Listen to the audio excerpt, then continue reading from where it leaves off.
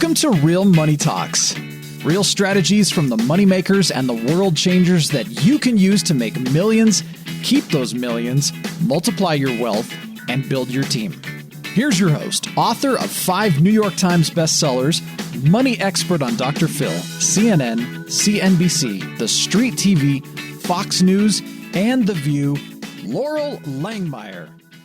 Hi, this is Loral. Welcome back to Loral's Real Money Talks, a podcast that talks about making money, keeping money, investing money, using your team, and eventually becoming a millionaire. Our promise is 3 to 5 years. And in this pandemic and these chaotic times, it's actually pretty simple to become a millionaire because of the volatility in the markets across the board. Every week or about every other week, I bring on an amazing guest. This is going to be a 2-part series. You're going to hear one this week and one next week with I'm just going to say superstar, dear friend of mine, Glen Ledwell, who is with us today. If you haven't heard of the acclaimed movie The Secret, which I was in, and we talked about vision boards. In fact, John Assaraf in the movie The Secret talked a lot about vision boards. Well, Glen put it into digital. So he has an amazing business called Mind Movies and many, many more. And excited to have Glen with me. So Glen, welcome. Hey, Loral, good to be here. Nice to chat. It's been a while. It has been. So give the audience that's listening, because our podcast does go all over the world. Super excited. We are now on iHeartRadio as well as one of our podcast options for people to be listening from. But tell people who you are and what have you been up to? Oh, geez, who am I? Gee, that's a pretty open-ended question. As you said, you gotta say you're Australian. Yeah. Yeah, I'm Australian. I'm a voracious traveler. I travel, split my time with 3 different places of the world: Miami, Vegas, and Barcelona normally. Of course, the pandemic has kind of put a bit of a dent in that, but I've worked my way around that. And, a lot of what we're going to talk about today is online marketing stuff, obviously. Well, that's why I'm able to live the life that I do. We're specifically going to be talking about a few tactics and strategies we've done, and we're going to get into joint ventures, which is really how I've been able to build this incredible business and be able to mastermind and network with other like-minded entrepreneurs, and like I said, live, in my life, my dream life. So talk about Mind Movies is really, I don't know if I would say put you on the map, because you were been on the map for a long time. Give a little business trajectory from being, nightclub owners to then coming to America. And Mind Movies is just, I just love it. I love the technology. I love what it can do for people. But you are way on to other things and teaching entrepreneurs. And really our topic today is going to be internet marketing in this very, chaotic time. And then part 2, for those of you listening, so stay tuned to make sure you're on next week, will be how do you do joint venture hacking. So start maybe just a business trajectory. So the folks that are listening understand, you've got a big business. I think you're known for your internet marketing. You're known for, making an enormous amount of money online. But you've got a broader experience. Yeah, so probably the most relevant part, as you said, Mind Movies, definitely. That was my first online company. I started it back in 2007. 2008, we really launched it by doing a big product launch.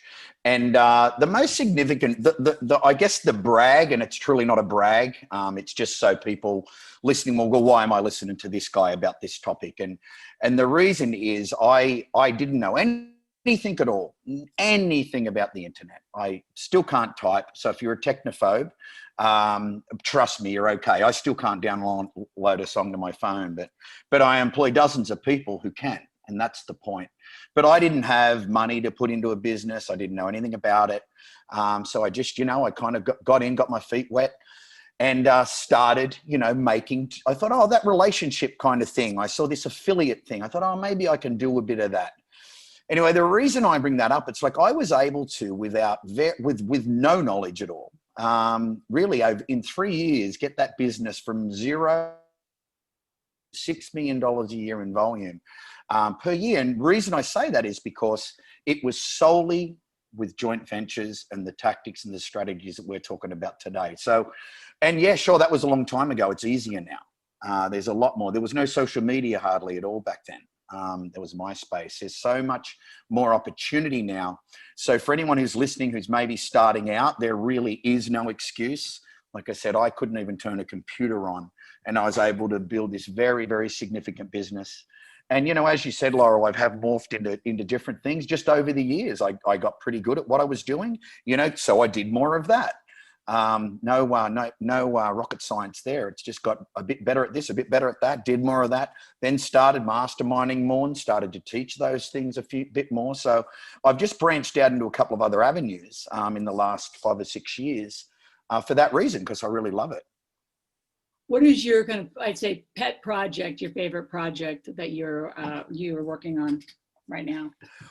I mean, we're always creating something new with Mind Movies and JV Hacking, which is those main brands. But I always have to say, I have a mastermind, as you know, Loral. It's called Flight Club, and it's for very high-end online entrepreneurs. So the reason I love that so much, it's because it's my peers, a lot of very close friends. And, you know, there's one that's coming up this weekend, for instance. I came back from Europe to go to it because I look forward to it so much. So if I had to pick a thing in the whole business that I really, really love to do, it's definitely that.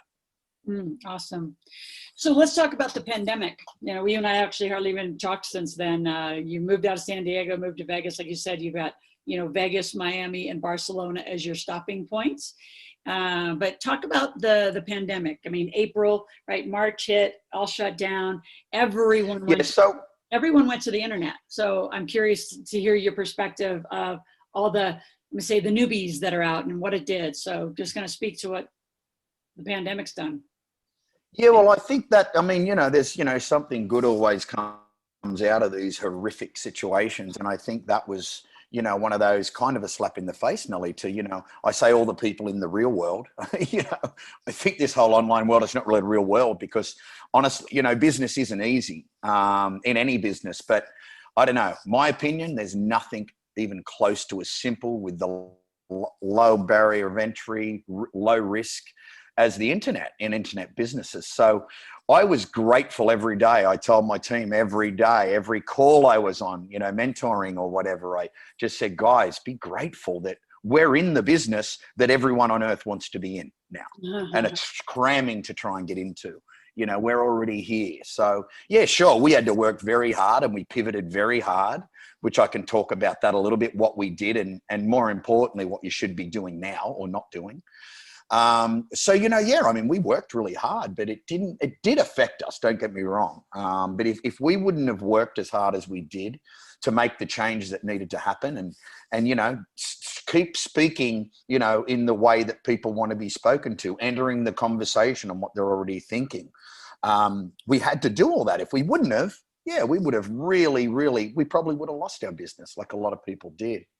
But like I said, we had the luxury that we were already online. So yes, so the main thing was like, you know, I realized very quickly, like, okay, we have to change every part of our messaging in the ads, you know, when you know people are sitting home on a couch, don't be sending out flashy videos in the studio, you know, and I even saw television programs like you know, talk shows and stuff. This is what gave me the idea. And I'm like, and that's flashing up, oh, coming to you from his couch in his living room. And I'm like, this is exactly what I was thinking. So immediately we started, Natalie, my business partner, who's the face of My Movies, I said, don't do anything in the studio, sit on your couch, still incredibly high quality, but do everything from the couch, do everything it's obvious that you're in your home. That was to me a very obvious one that not a lot of people did. And then the other thing that I think a lot of people made the mistakes is, you know, I don't know how many autoresponders people have, but we literally have hundreds of autoresponders, email autoresponders. Now, you know, a lot of them we haven't looked at in years, but what do you think someone would think if we're saying, oh, you know, hey, do you want to buy this thing now? This is a great special and la, la, la. And we didn't mention what's front of their mind. So every single thing, and in those first few months, if you didn't mention in these times, in the pandemic, it was out of touch. It was clearly a canned thing. This is in my humble opinion, obviously. So we very quickly worked on all of our particular front follow-ups to change it to be more relevant. I know, we're all we're feeling this at the moment.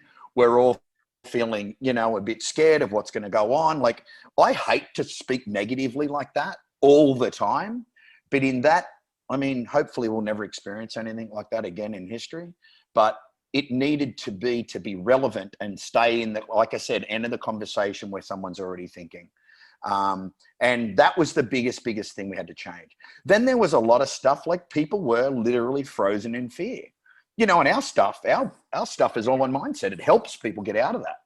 But we had to very much change our messaging and even give a lot more stuff away. We created new free offers. We had to get creative, and kind of, more help people get into, programs and things that's going to help them a lot differently to the way we would have, like we couldn't just go, oh, hey, it's a 4th of July sale. It just didn't work. Or Easter or whatever was around then, we had to be very careful about that and change it. So talk about, clearly some of the things that you don't do, but if you're talking just to the general population out here, what would you tell them? So maybe some very clearly, the newbies I'm talking about, Glenn, like you talked clearly about the shifts you had to make. What would you say to the newbies? Yep. What to do and what not to do? A lot's changed in the social channels, obviously with their, political agendas. The AI that's being implemented. I mean, talk, not just at a beginner level, but candidly about how that's being used and how it does affect these people that are getting online. And the other side of it too, Glenn, is how many people became experts overnight that actually are teaching people really bad stuff. I mean, I've been screaming from the rooftops, like all of a sudden all these money experts appeared online. Yeah. I'm like, they're not money experts. I mean, they're in my space, right? So I know it's like all these newbies showed up, all of a sudden I'm a money expert because I got to do something on Zoom. I got to do something out here. So kind of speak to that range of people, but also really candidly that the do's and don'ts right now. Yeah, well, I mean, I think you hit the nail on the head, Loral, that with that. I mean, and this was just a big surge because, like we were saying earlier, people were desperate to get online, so they were doing anything. But, as we know, it's been around in every niche. People can't do something, so they teach it. It's cliche. That's so true. And yeah, sure, that's happened here and probably a bigger spike. So I mean, the big takeaway there is just don't do that, but that's a very short-term, unauthentic way to start your business. You're never going to have longevity like that. You really should do something before you teach it. I mean, I know that's really, really obvious.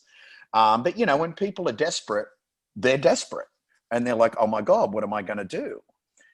So I would encourage them, that's a perfect example, the money expert. It's like, I was saying I teach, joint venture stuff and I have a mastermind now. Well, yeah, I didn't start those businesses till I was 7 years in the trenches doing what I was teaching, because I thought that was, yeah, sure, I could have taught it after a couple of years for sure. But I definitely would have wanted to have runs on the board. Just like you said, Laura, that drives me crazy. The business coaches that have never had a business, that drives me crazy. I know. But yeah, I would just say to that, just don't do that. Everyone's got a passion. Everyone's got something they're really interested in. If you're thinking about starting a business or you've started a business, I find the biggest killer is procrastination. Oh, I've got 10 ideas. I've got 15 ideas. I don't know. I go, scale it down to 5 and then just pick one. Pick the worst one and do that. Not how to make money online or business coaching if you're not a business person or you don't know how to make money online, but something you're passionate about. Pick 5 and then, just do one. Fail at it fast and then learn a little bit. I mean, that's not particularly timely. That's just always, but that's the biggest key. I think the biggest killer is procrastination more than, hey, they're going to start the wrong thing. You know what I mean? That's just not cool and unauthentic. So, I mean, there's no place for that, to your point. Yep, absolutely. So talk about so as people decide what they're doing online, again, how's affiliate marketing in today's kind of day and era? Do they go to Facebook ads? I just relaunched a huge YouTube channel 3 days ago. Where should they go? Mm-hmm. Yep. And what are you doing? Well, for traffic, and again, that's why we're going to talk a lot about affiliates and joint ventures. I mean, obviously, I'm an advocate for that because it's how I started my business. It's all I did for years and years and years, rinse, repeat. And I was making millions of dollars with very little risk. That's the thing that I love about affiliate marketing or joint venture marketing, whatever you want to call it. When you're dealing with affiliates, you pay after the sale is made. And people really have to get that in. Like when you don't have money to risk, which I know I didn't, most people don't when they start in this business. If you do, sure, you can employ agencies and do things like you said, YouTube. That's a lot of money up front. You got to risk a lot of money. I mean, we do, but it's okay. We're in that position now. But if you don't know what to do, I always will suggest learn affiliate marketing. If you're half decent with people, you can talk to people with a few little tips, which we're going to go into right now. Do it the right way. It's the simplest way to start your business from a traffic perspective. Of course, then you've got to either have an offer or you've got to identify offers that you want to promote. Like I said, go back to what are you passionate about? Okay, I'm passionate about 5 things. Okay, which one? Then do a little bit of research, see if that one thing, actually there's a market for it. If not, pick your second one. If not, pick your third one. Believe me, one of your 5 there's going to be a market for.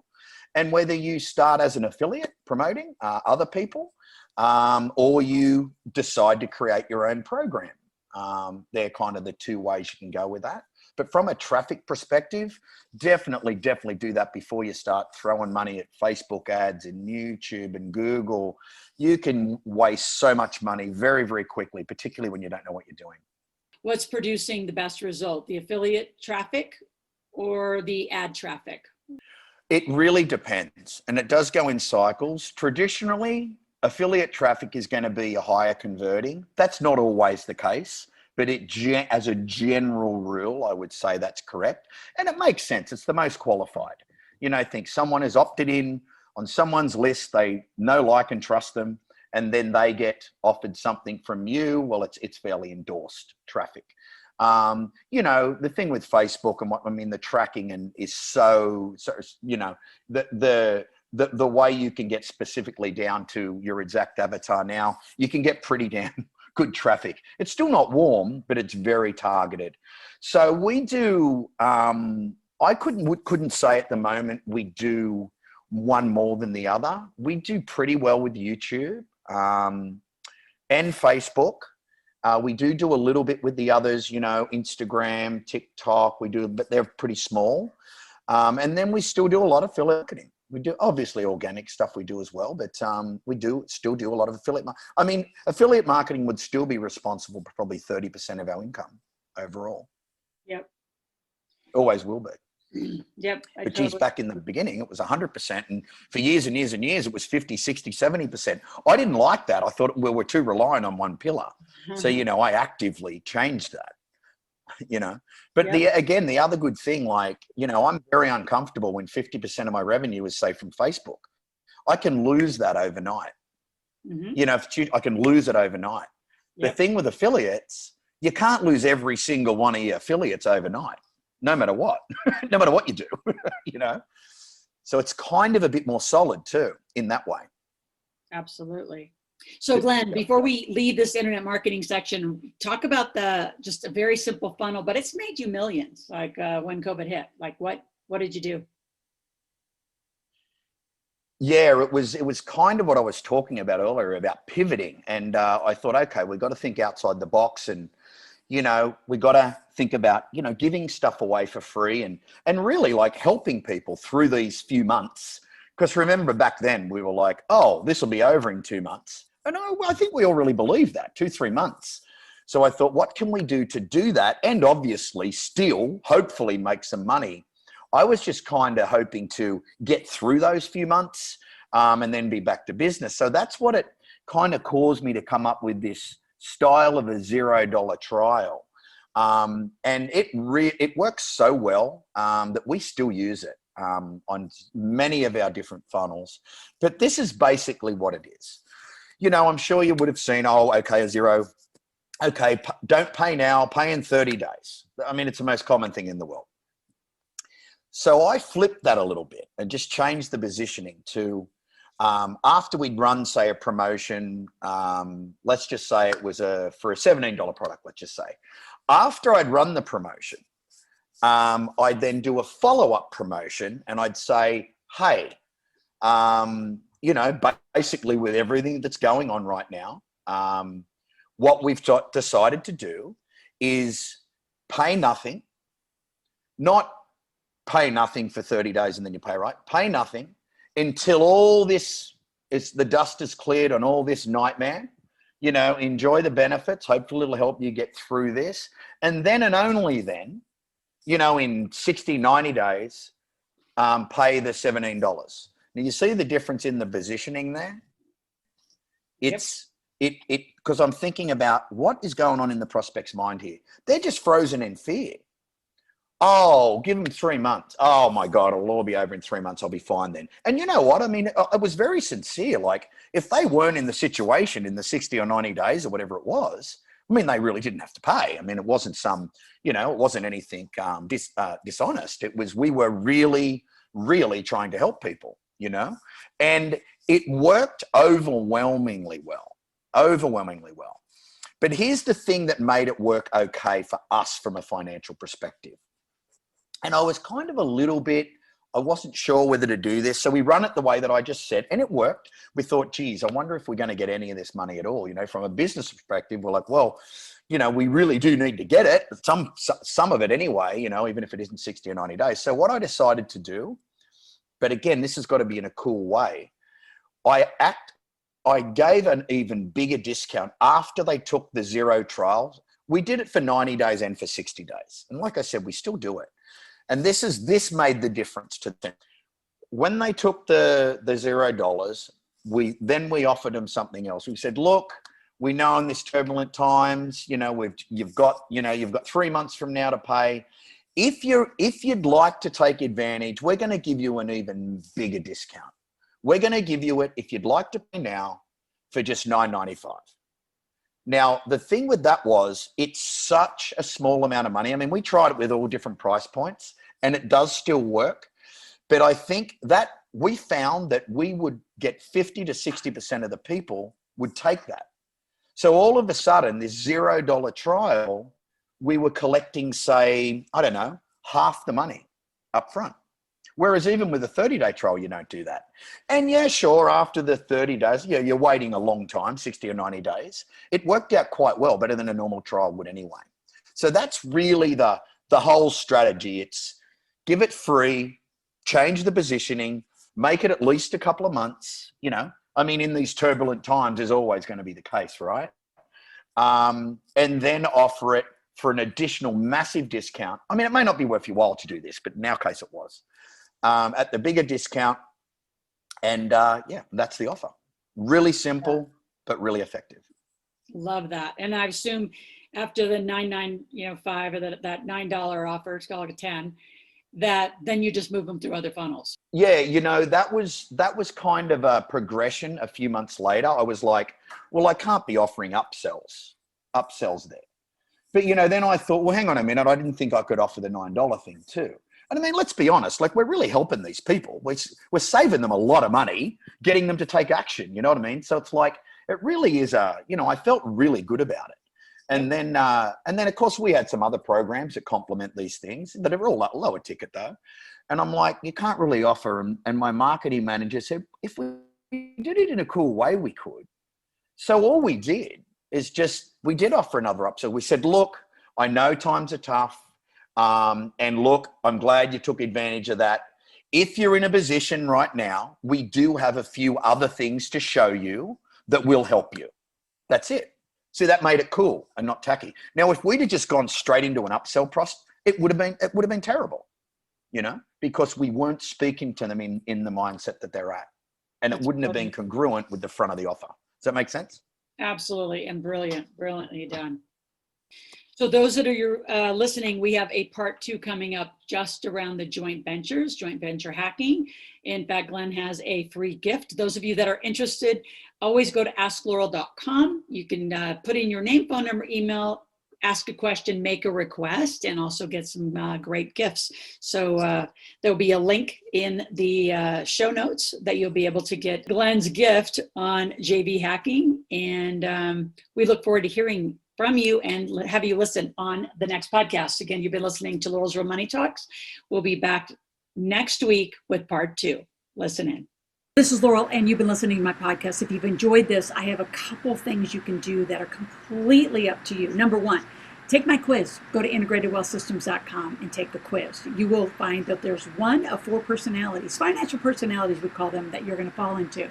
So as you take the quiz, it'll actually go through and identify, are you in stagnant cash flow, right? Are you overpaying taxes? Do you have debt issues? Are you a lifestyle junkie? Where are you? And then from there, it goes to a video that actually gives you some solutions on how to correct that problem. So again, go to integratedwealthsystems.com, take my quiz, and we'll go from there. Thanks for listening to the Real Money Talks podcast. Your host has been Loral Langemeier, author of 5 New York Times bestsellers, money expert on Dr. Phil, CNN, CNBC, The Street TV, Fox News, and The View. Want to learn more about off-Wall Street investing, tax strategies, and multi-million-dollar business strategies? Visit liveoutloud.com/podcast for past episodes, show notes, and resources. For some special wealth-building gifts only for Loral's podcast listeners, visit liveoutloud.com/podcast gifts. Do you have a burning question for Loral? Visit askloral.com to submit your question, and it may just be covered on a podcast episode. So stay tuned and be sure to subscribe to get new episodes every week.